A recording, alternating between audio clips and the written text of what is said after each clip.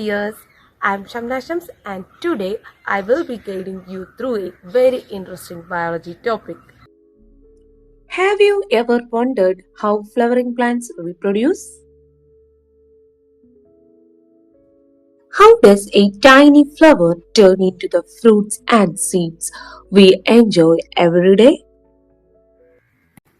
Behind every fruit you eat, there is a beautiful and amazing process happening deep inside the flower, and that process begins with pollination. Come, let us explore this fascinating journey together. Welcome to the topic pollination. Let's explore the parts of a flower. Petals, the colorful part that attracts insects and birds. Sepals, the green leaf-like parts. Stamen, the male reproductive part. Pistil, the female reproductive part. And the stem that supports the flower. Stamen consists of anther and filament. The anther is the part of the stamen responsible for pollination because it produces and stores pollen grain, the male reproductive part. A stigma is the sticky receptive tip of a flower's female reproductive organ, the pistil, which catches and holds pollen to begin the fertilization process. What is pollination? Pollination is the transfer of pollen grains from the male part of a flower to the female part.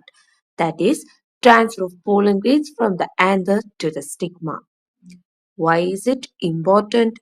It leads to seed formation, essential for plant growth and reproduction, and the production of fruits.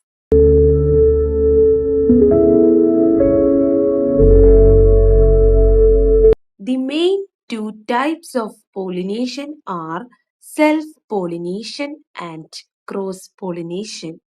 Self-pollination.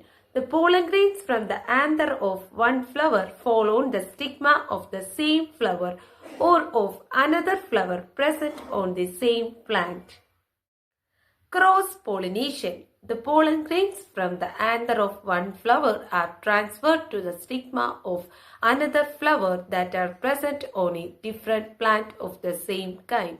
Pollination agents are the biotic and abiotic factors that transfer pollen from a flower's anther to its stigma. Biotic agents include animals such as insects, birds, and bats, while abiotic agents are wind and water.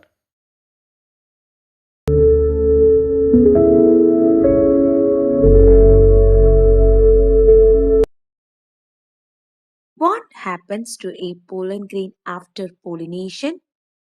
Shall we try a simple experiment to find out what really happens to a pollen grain after pollination? Step 1.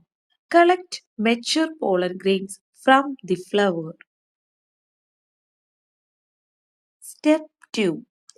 Drop the pollen grains from the anther onto the slide. Add 1 or 2 drops of sugar solution. Step 3. Observe the slide under the microscope after 3 to 4 hours.